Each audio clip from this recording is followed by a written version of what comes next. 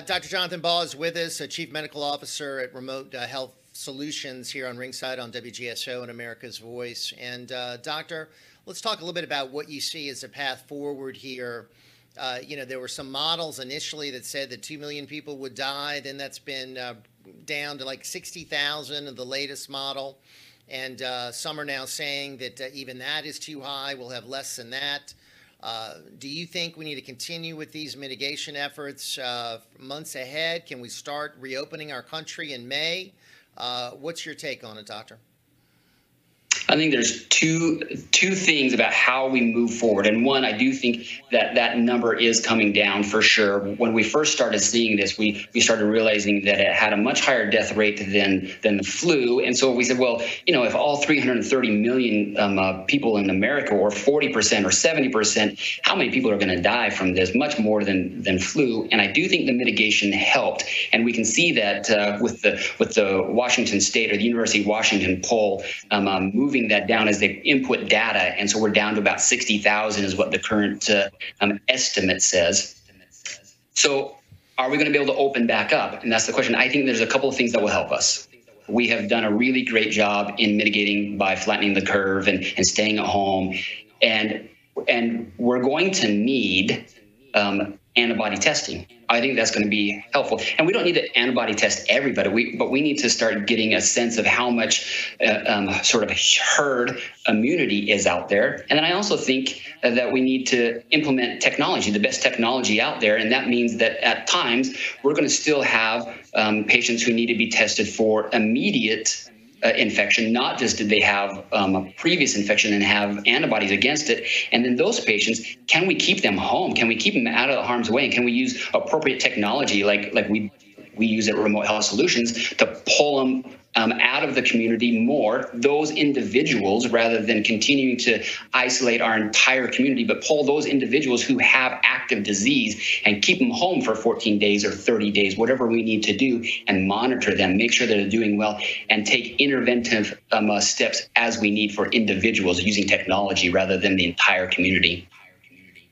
Tell, Doctor, our viewers and listeners what you have determined about this coronavirus. How does it compare to the normal flu? The mortality rate is higher. I guess the question is how much higher? The more we find out about the number of people that have it and are asymptomatic, I think that mortality rate is going to continue to drop if we have more and more people that actually have it that haven't had any symptoms. But from those that have symptoms and are dealing with it and are having a hard time with it, what are you seeing about this disease? And if you could give some tips to our viewers and listeners, if they do have it, what kind of treatment do you recommend? And would you recommend hydroxychloroquine, which has been sort of a controversial treatment option? Yeah.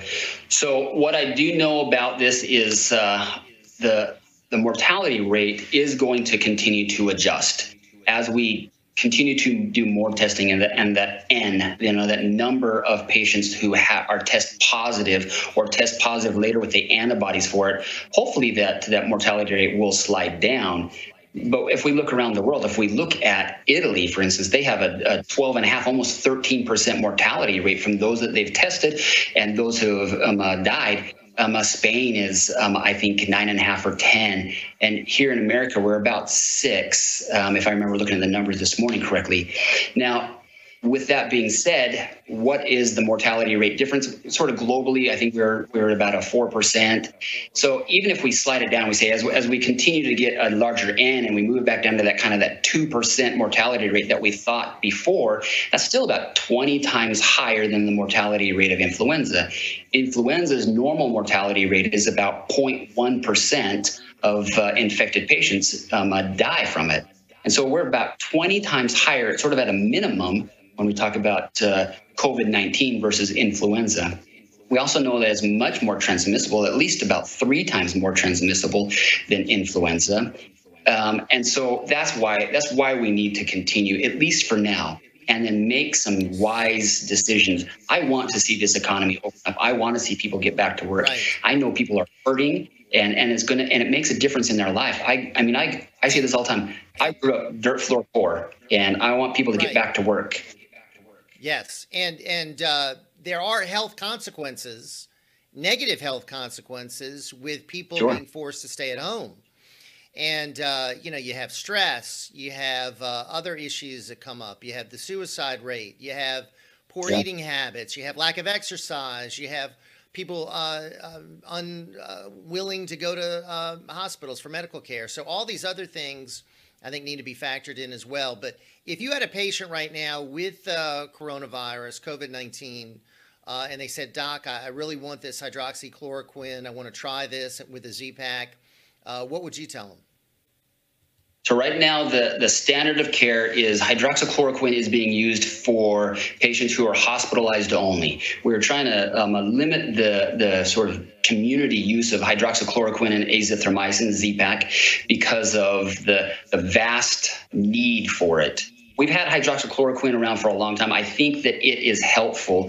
I've talked with a lot of my colleagues who are intensivists, ICU doctors, and they're the ones that are primarily using it. As an ER doctor, I'm admitting these patients and then turning them over to the intensivist or turning them over to the internist. And it's funny because with my colleagues, they see sort of a split. I talked to a couple of them and they say, absolutely, it's life-saving. It turns the corner for these patients. And then for others, they say, we're using it and just not sure. Some of them are getting better and some of them are not.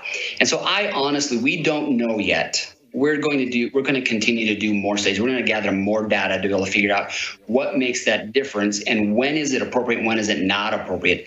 For patients who are at home and they test positive or they suspect they test positive, at this time, we are not prescribing hydroxychloroquine. We're not prescribing azithromycin because we want to use it for those patients who are in the hospital who are severely or critically ill. Right. And at least there are a lot of Americans that fortunately are having very mild symptoms. And those that have mild symptoms, certainly what you're saying, doctor, they don't need it. And let's save it for those really in need, those in the hospitals. Listen, we're up against the clock. Thank you so much. Love to have you back on the program. Keep up the great work, and we appreciate what you and our medical professionals are doing here during this time of crisis. And Dr. Jonathan Baugh with us here on the Ringside program. When we come back, we'll talk more about China